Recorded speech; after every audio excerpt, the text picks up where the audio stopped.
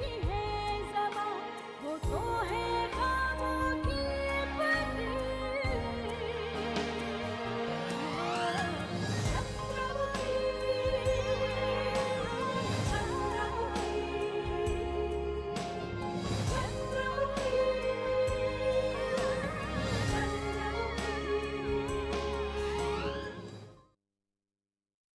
झरने की ओर कोई नहीं जा सकता। क्षमा कीजिए हुजूर, ऐसा क्या होगा कि आप हमें झरने पर जाने से रोक रहे? क्या झरने में बाढ़ आने वाली है? बाढ़ झरने में नहीं आती मूर्खों। क्या तुम हमें क्षमा नहीं करोगे? ऐसे ही टूटे रहोगे? ठीक है, लेकिन याद रहे, आज के पश्चात हमारी आज्ञा के बगैर आप महल से बाहर नहीं निकलेंगे। नहीं निकलेंगे। क्षमा किया। अच्छा मंगू, जब तुम क्रोधित होते हो ना तो बहुत डरावने लगते हो। क्षमा करे गुरुदेव, क्षमा करे और मुझे जाने दे गुरुदेव। मुझे अपने अन्नदाता कुंवर भानु प्रताप सिंह के पास जाना चाहता हूँ। अरे वो जैसे भी थे आपसे तो बहुत अच्छे थे। आज यदि तुम किसी की प्रशंसा करोगे तो केवल हमारी।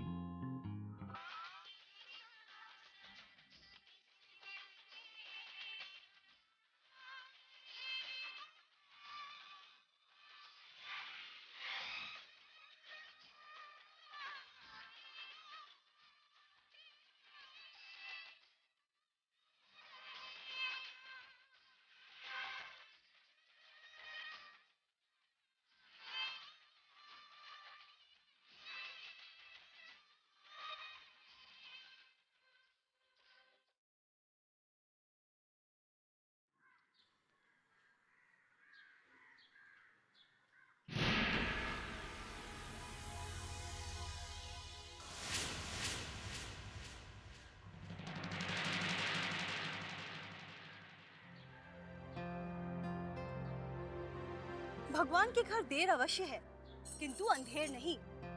भले ही मुझे देर से मालूम चला, किंतु आज ये प्रमाणित हो ही गया कि देवा ने आप दोनों के बारे में जो कुछ भी कहा था वो 16 आने सत्य था। सत्य तो ये है कि पहले केवल तुम्हारे पिता कुंदन लाल की बुद्धि भ्रष्ट हुई थी, किंतु अब दुष्ट देवा के सोचने और समझने की शक्ति भी समाप्त हो चुकी है। इसलिए उसने महारानी जी के चरित्र पर कीचड़ उछालने का ऐसा घृणित कार्य किया है, और इसका दंड अवश्य उसे भुगतना होगा। ये मैं क्या सुन रही हूँ देवधर बाबा? गांव वाले तो ये कह रहे थे कि महारानी आपके साथ भागने की तैयारी कर रही थी, लेकिन आप तो मेरे बापू पर ही दोष लगा रहे हैं। मैं समझ गई, आप अपने बचाव के लिए मेरे बापू और देवा दोनों पर दोष थोपने का प्रयास कर रहे हैं। जब मेरे बापू ने गांव वालों को सत्य बताने की कोशिश की तब उनकी बात पर किसी ने यकीन नहीं किया, लेकिन अब तो देवा को भी आपके प्रेम प्रसंगों का पता चल गया है। अब देखती हूँ गांव वाले कैसे मेरे बापू की बातों पर यकीन नहीं करते।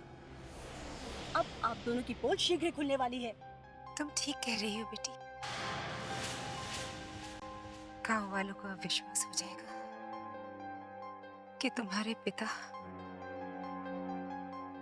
ने सत्य बोल के गांव वालों का भला सोचा है, और इसके पश्चात हमें तिरस्कार मिलेगा। तुम प्रसन्न हो जाओगी ना चंदा? और नहीं तो क्या, यदि गांव की बहू बेटियों पर आप दोनों की रासलीलाओं का प्रभाव पड़ गया तो लेने के देने पड़ जाएंगे। आज अवसर मिलते ही आप फिर से कपड़ों की गठरी उठाए भाग रहे थे। वो तो मैं मार्ग पर आ गई, वरना अब तक तो आप दोनों गांव की सीमा भी पार कर चुके होते। मूर्ख युवती, जिस तरह तुम्हारे पिता दुष्ट है उसी तरह तुम भी दुष्ट हो। महारानी जी अपनी पूजा के वस्त्रों को अकेले धोने के लिए नदी पर गई थी, और जब मुझे ये पता चला कि उनका स्वास्थ्य ठीक नहीं है तो मानवता का धर्म निभाने के लिए मैंने उनके कपड़ों की पोटली उठा ली, और तुम मानवता के इस पवित्र कर्तव्य पर भी कीचड़ उछाल रही हो। अरे वाह, उल्टा चोर कोतवाल को डांटे। सच्चाई पर पर्दा गिराना तो कोई आपसे सीखे देवधर बाबा। आप एक साधु हैं तो क्यों संसार के कार्यों में अपना ध्यान लगाते हैं? आपका कार्य भगवान की पूजा अर्चना करना है, तो क्यों सांसारिक कार्यों में उलझ रहे हैं? मानवता की सेवा करना ईश्वर की सबसे बड़ी भक्ति है, और तुम जैसे अधर्मी लोगों को केवल ईश्वरी सद्बुद्धि दे सकता है। चलिए महारानी जी, ऐसे अधर्मी लोगों के सामने से हट जाना ही उचित होगा।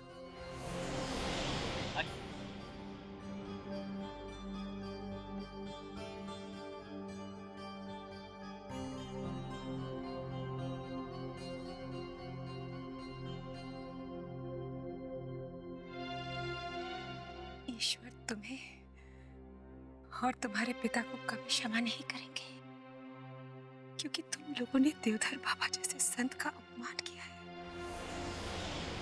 स्त्री के रूप में तुम एक विषकन्या हो। और याद रखना, तुम्हारे मन में भरा ये विष एक दिन तुम्हारे दुखों का कारण बनेगा।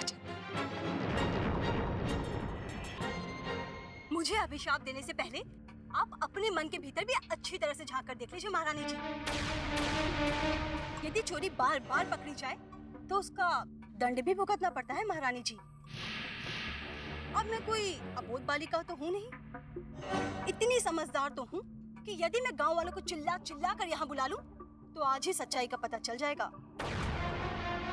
अब आप ही बताइए महारानी जी, मुझे क्या करना चाहिए? चलिए देवधर बाबा, घर चलते हैं। अब मुझे भी घर लौट जाना चाहिए। देखना, जब बापू को इन दोनों के भागने की खबर सुनाऊंगी तो बापू कितने प्रसन्न हो जाएंगे।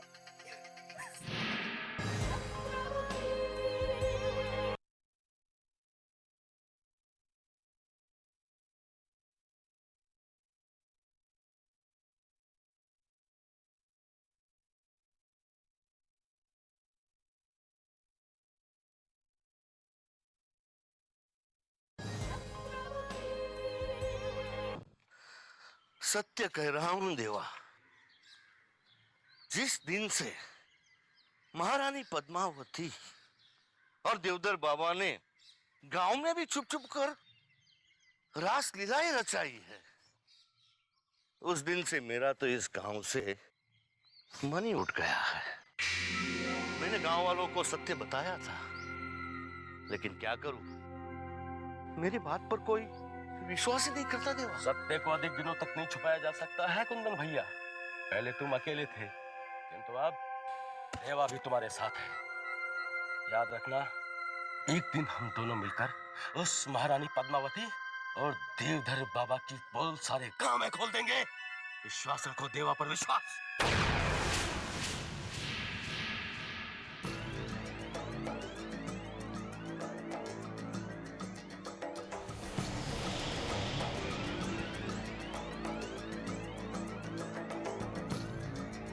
क्या बात है चंदा बेटी, तुम क्रोधित दिखाई दे रही हो। कहीं किसी के साथ झगड़ कर तो नहीं आ रही हो ना बेटी? बताओ बेटी।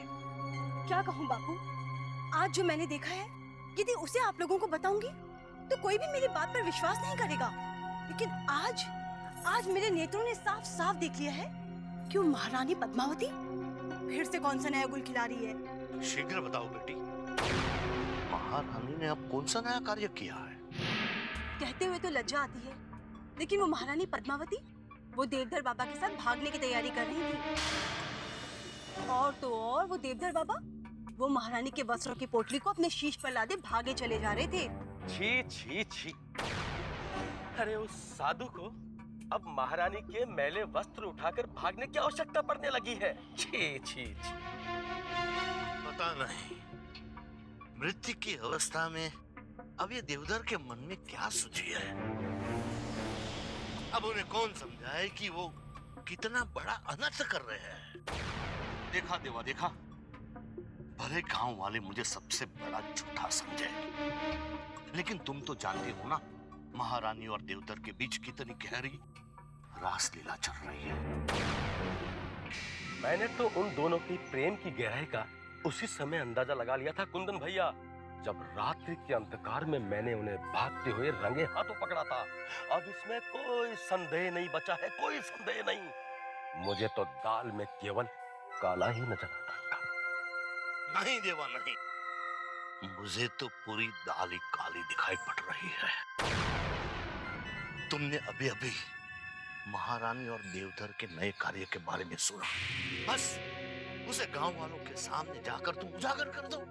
गांव वालों को सत्य का पता भी चल जाएगा और भोले भाले गांव वालों की दृष्टि पर पड़ा हुआ पर्दा भी हट जाएगा, जिसके कारण वो एक शैतान को साधु समझ रहे हैं। वाह कुंदन भैया वाह, आपने तो देवा के मन की बात को पढ़ लिया है।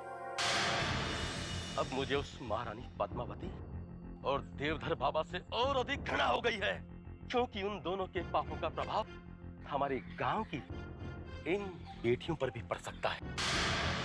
इसलिए अब गांव वालों के सामने सत्य को उजागर करना देवा का प्रथम कर्तव्य है। हाँ। वाह देवा वाह, तुम्हारा ये उत्साह एक दिन तुम्हें मेरी तरह गांव का मुखिया अवश्य बनाएगा।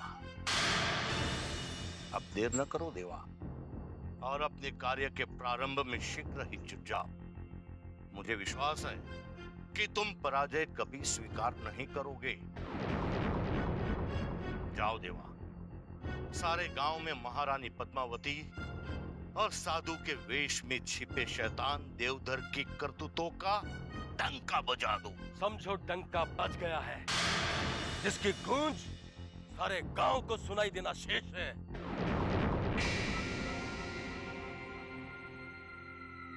चलता हूं कुंदन भैया। जयराम जी की। कुंदन, देवा को ढाल बनाकर ही तीर चलाने में समझदारी है, क्योंकि देवा ही गांव वालों के मन में महारानी और देवधर के प्रति विष के बीज बो सकता है।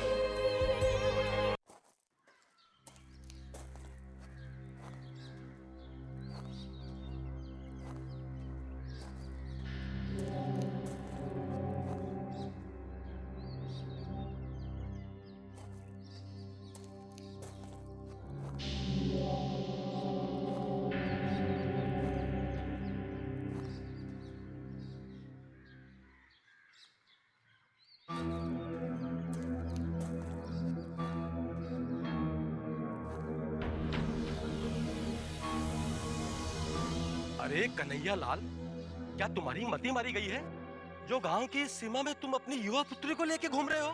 क्यों? गांव की सीमा पर अपनी पुत्री को लेके घूमने में क्या बुराई है?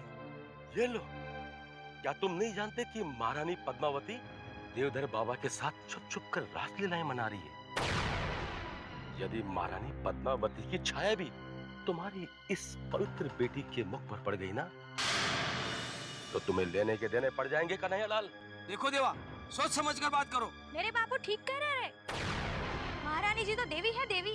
अरे वाह, जो महारानी अपनी लज्जा छोड़कर गांव की सारी युवतियों को बिगाड़ रही है, उसे तुम देवी कह रही हो? यदि तुम्हें उस देवी का वास्तविक रूप देखना है, तो चलो उस कुंदन के पास, जहां तुम्हें उसका वास्तविक रूप पता चल जाएगा। कुंदन तो स्वयं झूठा है, वो हमें क्या सत्य बताएगा?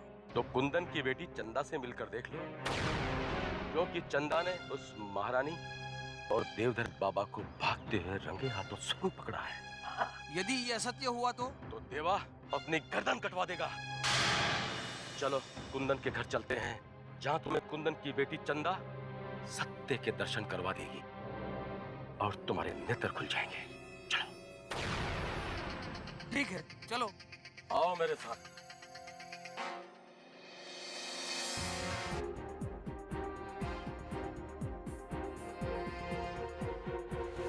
बेटी चंदा, अरे ओ बेटी चंदा। क्या हुआ बापू? आप इतने चिंतित क्यों दिखाई दे रहे हैं? आपका स्वास्थ्य ठीक है ना? यदि इसी प्रकार महारानी पद्मावती देवधर बाबा से छुप छुप कर मिलती रही, तो मेरा ही क्या, सारे गांव वालों का स्वास्थ्य बिगड़ जाएगा। पता नहीं ईश्वर इन दोनों को कब सद्बुद्धि देगा। ये तो ईश्वर ही जाने वो दोनों सुधरे या और अधिक बिगड़ जाएं।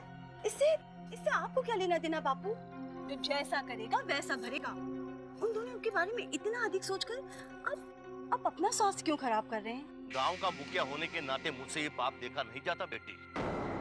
अगर मेरे बस में होता तो मैं इन दोनों को गांव से बाहर निकलवा देता, क्योंकि इन दोनों का प्रभाव हमारे गांव की बहु बेटियों पर पड़ सकता है।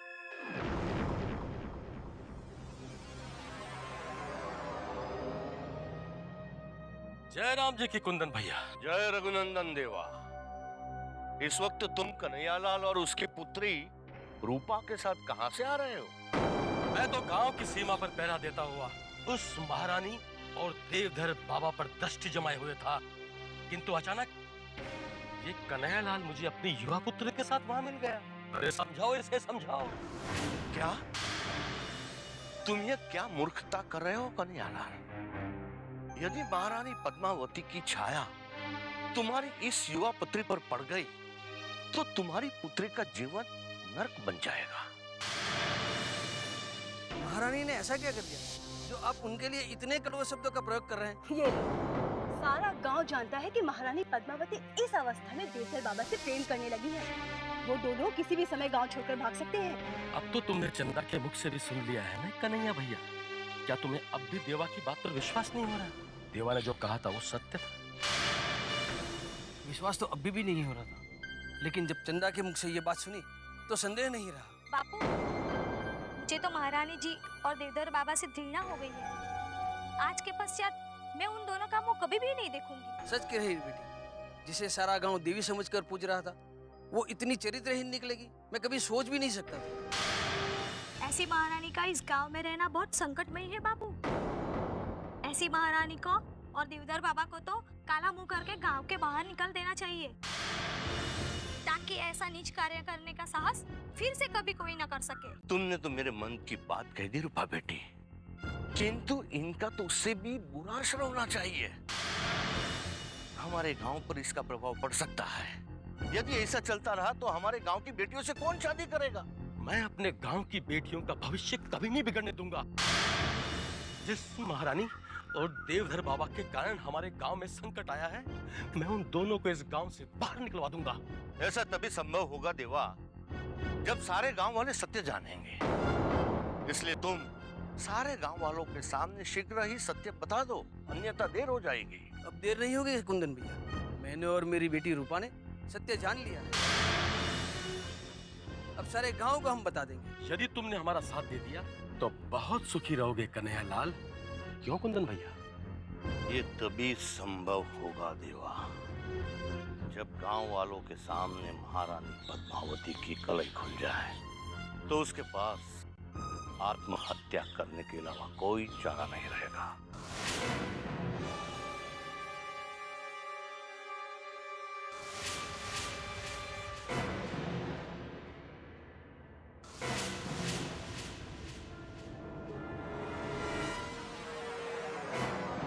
महारानी जी अकेले पहाड़ की चोटी पर क्या कर रही हैं?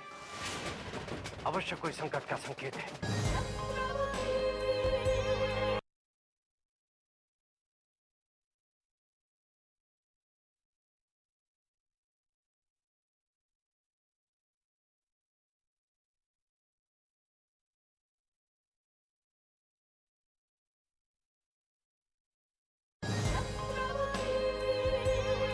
महारानी जी अकेले पहाड़ की चोटी पर क्या कर रही हैं? अवश्य कोई संकट का संकेत है। महारानी ये क्या कर रही है?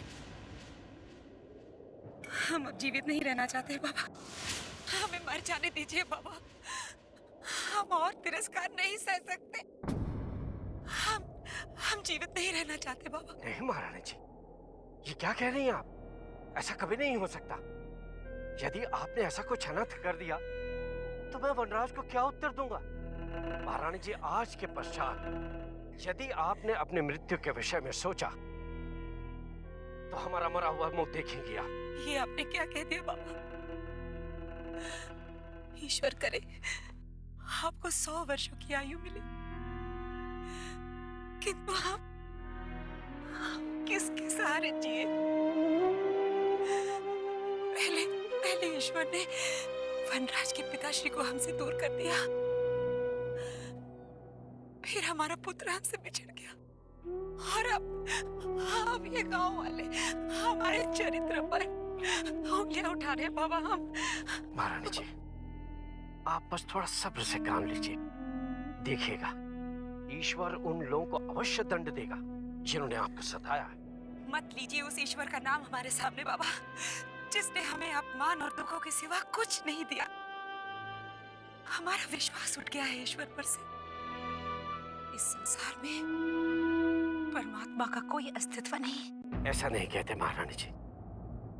हम जानते हैं, भले ही इस समय आप घोर कष्टों में जी रही हैं, वो सब देख रहा है। उसके घर में देर अवश्य है, परंतु अंधेर नहीं है महारानी जी। देखिएगा, आपकी खुशियां अवश्य लौट आएंगी। नहीं बाबा, आप वर्षों से हमें झूठी सांत्वना दे देकर हमें जीने पर विवश कर रहे हैं, किंतु अब हमारा जीवन से मोह भंग हो गया है बाबा।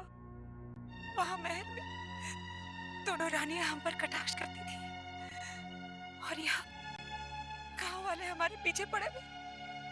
नहीं, मृत्यु के सिवा हमें और कोई रास्ता दिखाई नहीं पड़ता है बाबा, और कोई रास्ता नहीं है। नहीं महारानी जी, मैं तो आपसे केवल इतना ही कहूंगा कि जिन लोगों ने आपको सताया है, देखिएगा एक दिन वो आपके पैरों पर गिरकर आपसे क्षमा याचना करेंगे। बस आप कुछ देर और प्रतीक्षा कीजिए।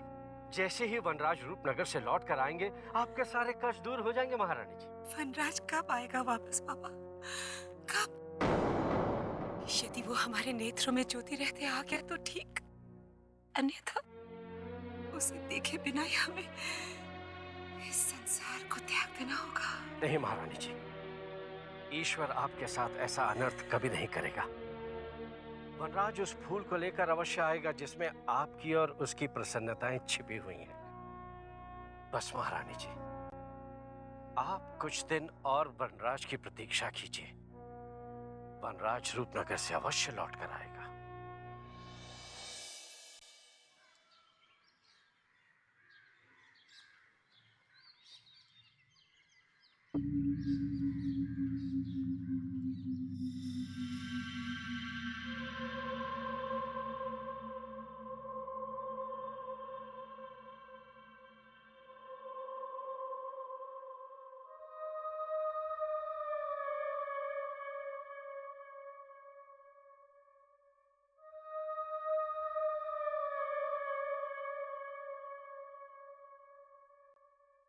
बाबा, आप मुझे इतने आश्चर्य से क्यों देख रहे हैं?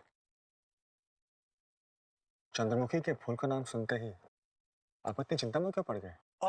नहीं देते सम्राट, हम किसी चिंता में नहीं पड़े हैं, बल्कि हम तो ये सोच सोचकर आश्चर्यचकित हो रहे हैं कि संपूर्ण संसार में आप एकमात्र ऐसे महापुरुष हैं जो रूपनगर के इस कठिन पथ पर चंद्रमुखी का फूल प्राप्त करने के लिए आए हैं, जबकि अन्य यहाँ जो कोई भी आता है केवल राजकुमारी चंद्रमुखी को प्राप्त करने के लिए आता है। सबका बस एक ही उद्देश्य होता है, एक ही उद्देश्य, राजकुमारी चंद्रमुखी। मुझे किसी के उद्देश्य से कोई मतलब नहीं। मैं केवल इतना जानता हूं कि मुझे किसी भी मूल्य पर चंद्रमुखी का फूल प्राप्त करना है।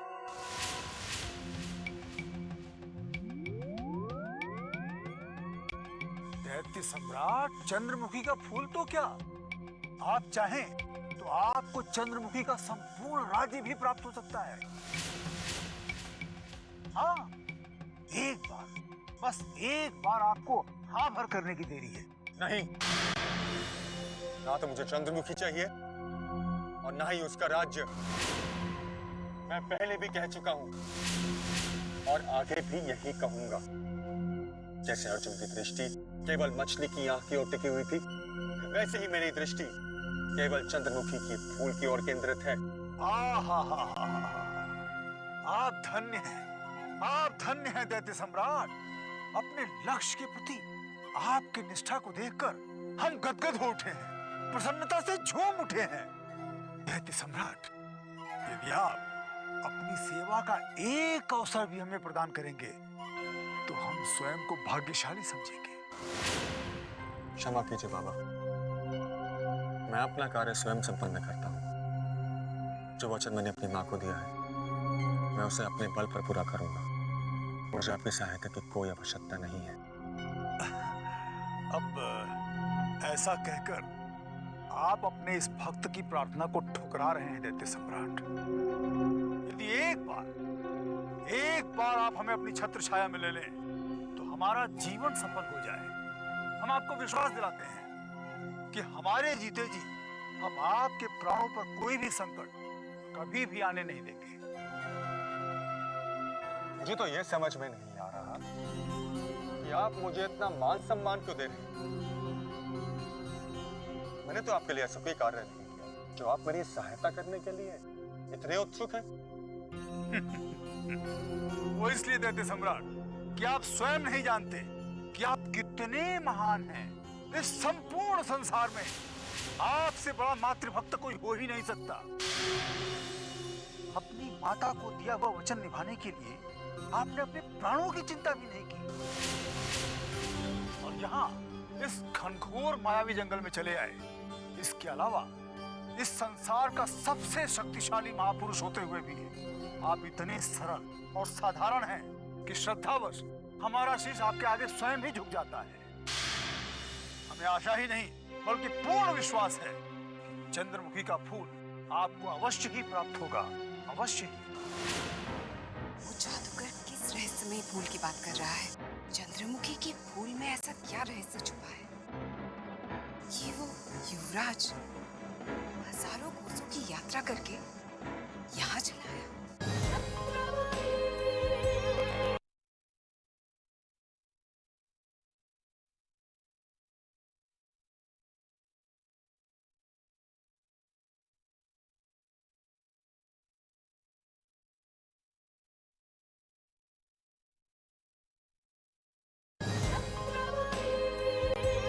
चंद्रमुखी के फूल में ऐसा क्या रहस्य छुपा है?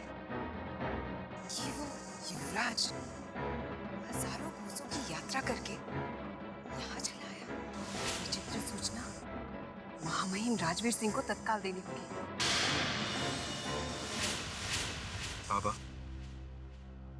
आपके व्यवहार ने मेरा मन जीत लिया, किंतु मैं आपको अपने साथ लेकर नहीं जा सकता क्योंकि मुझे अपने लक्ष्य की ओर शीघ्र से शीघ्र पहुंचना है।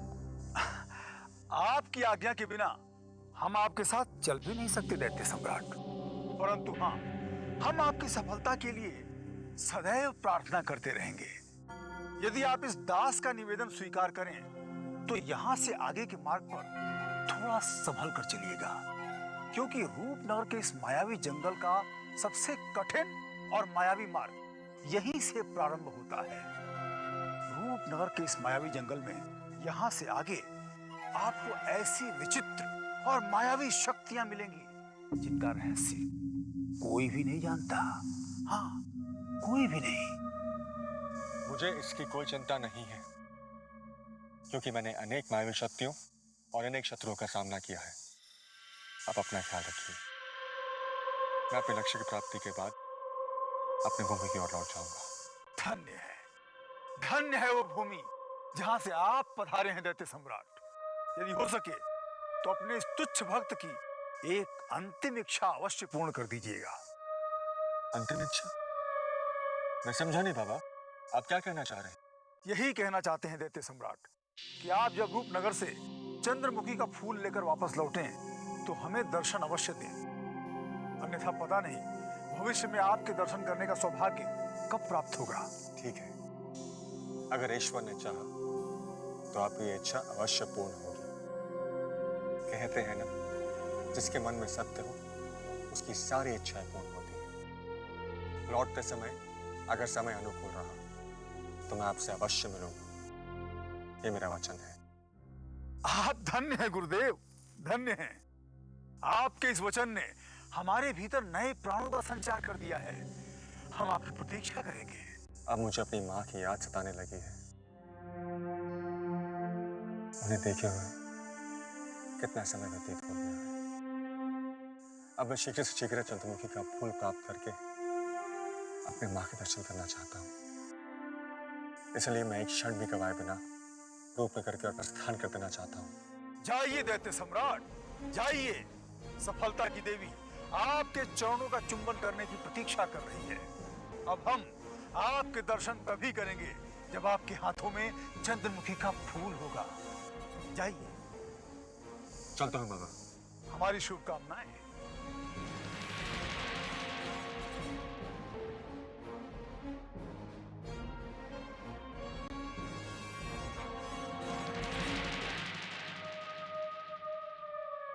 दैत्य सम्राट चले गए। ऐसा प्रतीत होता है कि जैसे ही दैत्य सम्राट को चंद्रमुखी के फूल की प्राप्ति होगी, हमें राजकुमारी चंद्रमुखी की प्राप्ति होगी। अब हम प्रतीक्षा करेंगे कि दैत्य सम्राट कब और कैसे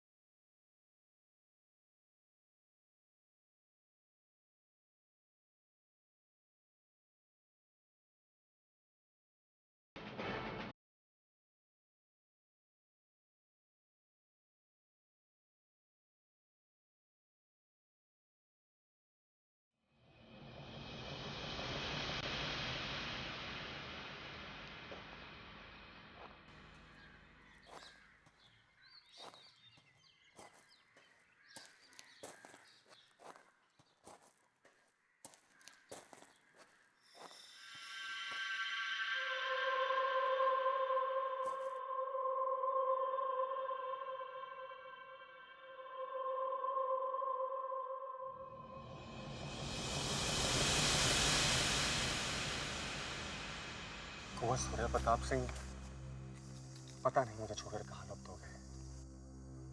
विजेंद्र प्रताप सिंह, दुर्गेश्वरी, उनका भी कुछ पता नहीं चल रहा।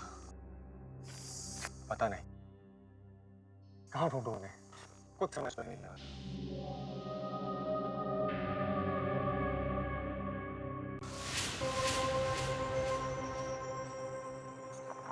वो युवती फिर दिखाई दी, उसे पुकारना होगा। वो जरूर मुझे कोई पथ बता पाएगी। युवती, ओ युवती, युवती,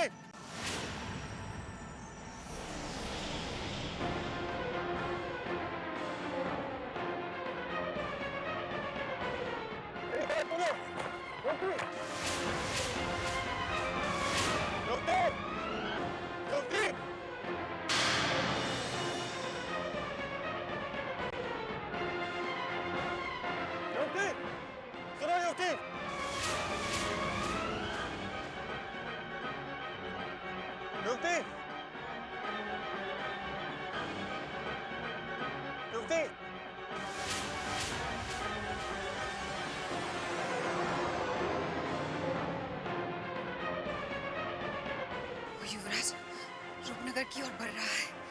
इससे पहले कि वो आगे पहुंचे, इसे मूर्ख बनाकर भटकाना होगा। युवती, युवती,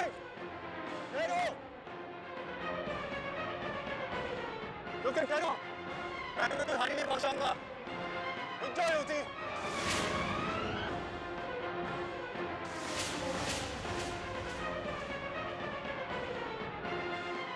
युवती, मेरी बात सुनो।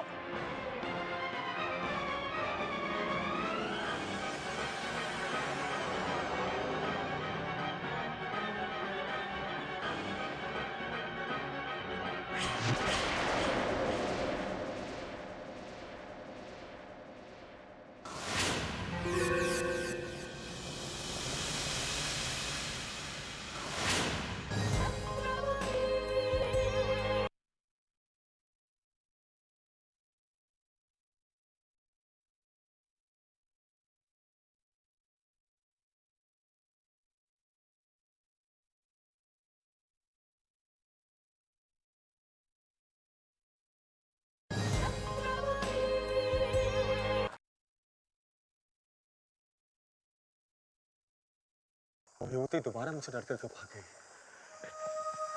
ऐसा क्या कारण हो सकता है जो मुझसे इतने भयभीत है?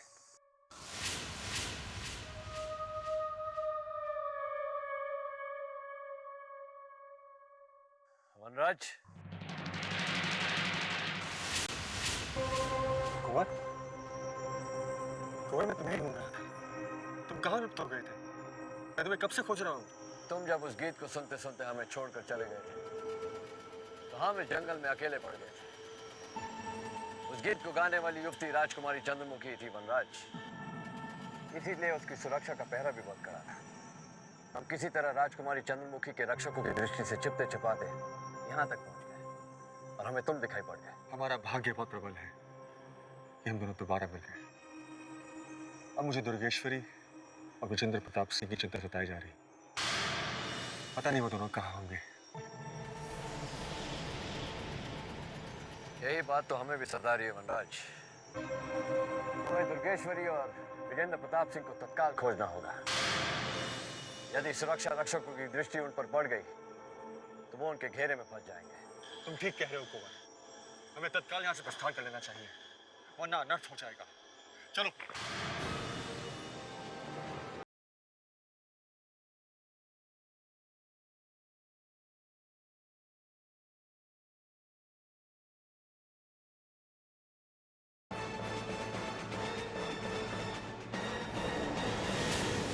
ठहरो।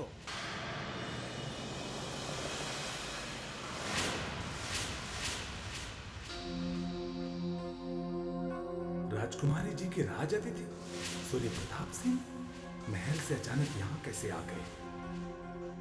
कौन है आप? हमारा पथ रुके क्यों खड़े हैं? हम राजकुमारी चंद्रमुखी के सुरक्षा अधिकारी हैं। आश्चर्य है, आप तो महल में थे, फिर इस भटके हुए युवराज के साथ यहाँ कैसे?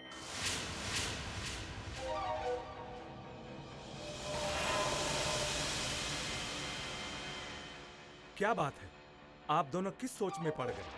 क्षमा करना गजराज सिंह जी, आप जो हमें समझ रहे हैं वो नहीं है। क्या? फिर आप कौन हैं?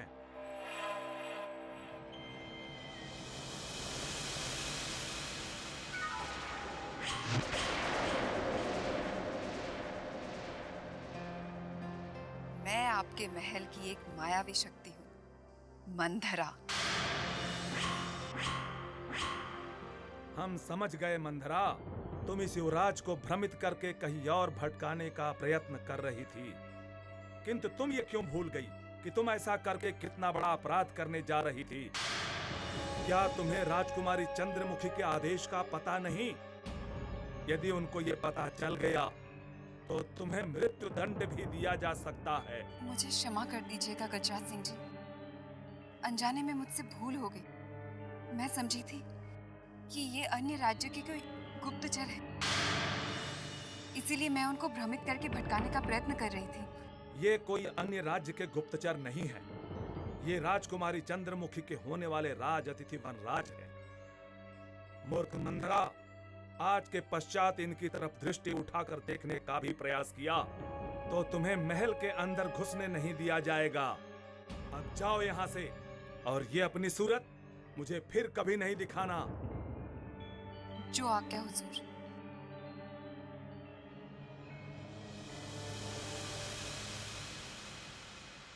कष्ट के लिए क्षमा चाहते हैं वनराज जी। आज से आप राजकुमारी चंद्रमुखी के राज अतिथि हैं। चलिए, हम आपको सुरक्षित रूपनगर ले चलते हैं। चलिए।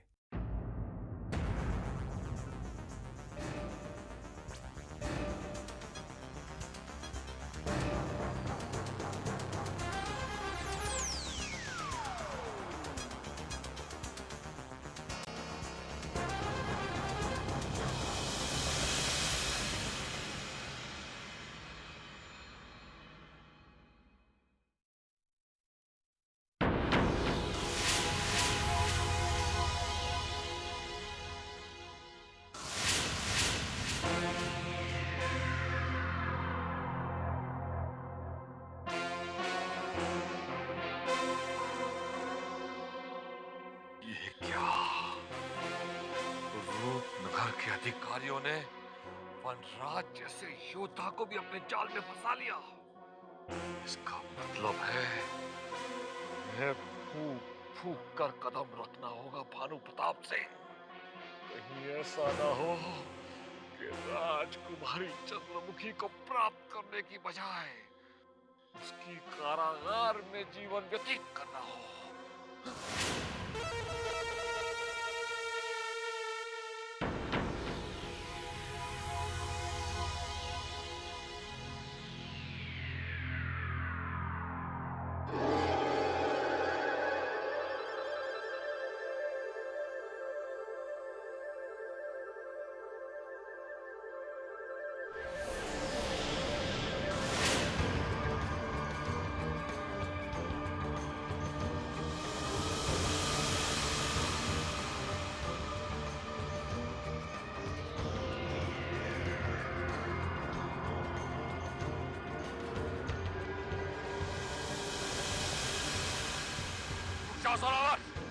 मनुष्य को उतना ही औदा देना चाहिए जितने के वो लायक हो।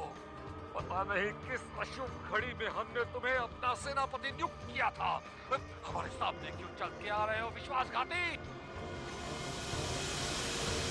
जाओ अपने इस नए स्वामी के साथ हमारी दृष्टि से दूर हो जाओ, अन्यथा हम तुम्हारा वध कर देंगे।